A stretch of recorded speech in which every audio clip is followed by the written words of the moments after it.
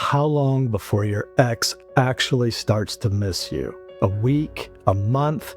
Most people are wrong about how no contact works, but if you understand the emotional psychology behind it, then you can know exactly what your ex is feeling and when they miss you the most. So today I'm breaking down the real no contact timeline, what your ex is feeling in each stage, and at the end, I'll reveal the number one mistake that ruins no contact for most people. And before I dive in, there's one more thing about no contact that no one ever talks about. So stay with me because I promise you'll want to hear this. Now, if you've ever tried no contact before, drop a comment below and let me know what happened because we'd all love to hear your experience. Now, why does no contact even work in the first place? Why does silence make your ex start to miss you? The real reason is because no contact is based on what psychologists call attachment deprivation. And when scientists studied attachment, they found that when you're with someone you really love, your brain is releasing dopamine, this feel-good chemical. And when you're separated from this person, your brain experiences withdrawal. Because just like an addict craves a drug, your brain craves this dopamine. Now, what that really means is this. No contact causes your ex to feel this dopamine withdrawal when you're apart. And what that ultimately means to you is this.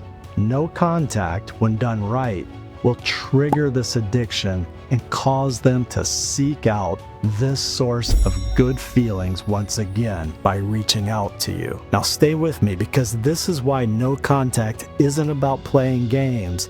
It's about creating emotional space and triggering nostalgia. Now, if this is making sense so far, then hit that like button so YouTube knows this is worth sharing. So let's talk about how long it takes before your ex will really start to feel that withdrawal. The critical thing to understand here is this.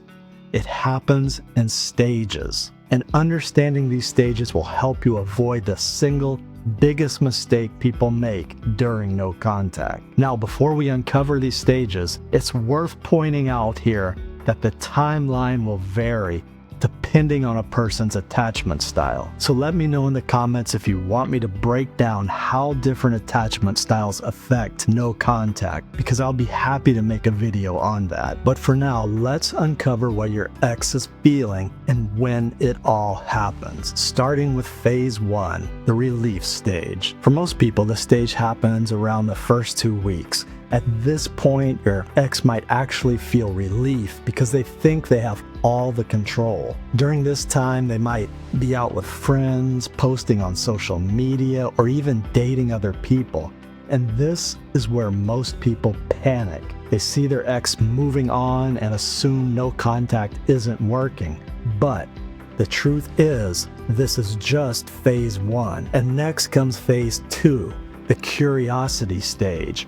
Roughly between 15 to 30 days of no contact, your ex will start feeling that withdrawal. And what that means to you is this. They're going to start checking your social media. They might carefully write out a text to you, but stop themselves from sending it, or you might even catch them liking an old post by accident. This stage is really when the first cracks start to show, which results in them searching for a safe way to connect with you. And what that really means is this. Their brain is searching for little hits of dopamine. Now they're starting to wonder what you're doing, where you are, and if you miss them. The key thing to understand here is this. Their brain is starting to search for this happy, familiar feeling of dopamine, but they don't realize that's what's happening. Now comes phase 3, the regret and doubt stage. This happens around 3 months, and for some people it could be even longer. But the critical thing to understand here is that this is where nostalgia kicks in. That silent ache for something you've lost.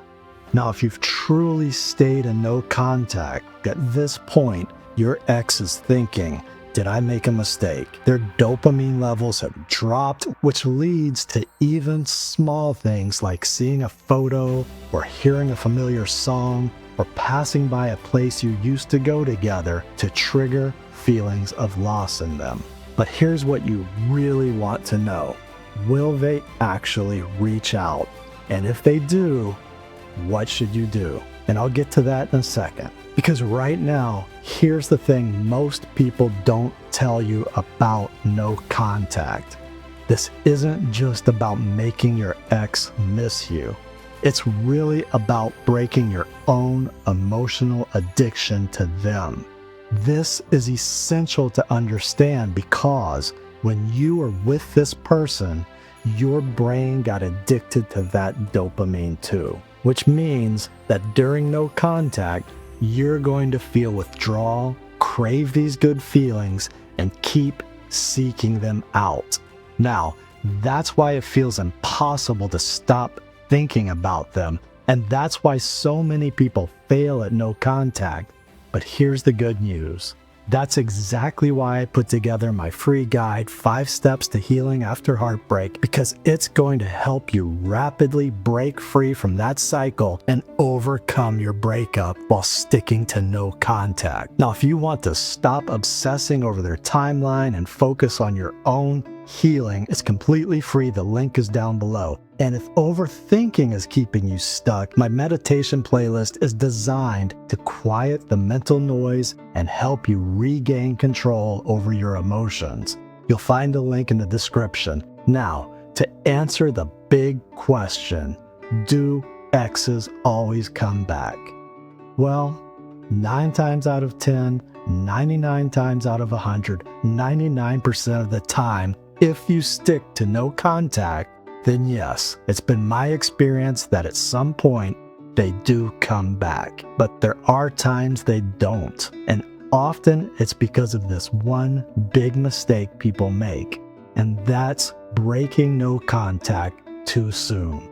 Most people get impatient and reach out right when their ex is about to enter the regret phase, which means they reset the entire process. And what that really means is this. Right when they're starting to feel your absence, you've reached out and handed them relief, which results in them getting that much needed dopamine hit. So now instead of wondering about you, they have confirmation that you're still there, still waiting and ready for them, which ultimately means you won't get back together. Now, if you've ever felt like no contact wasn't working, chances are you didn't give it enough time.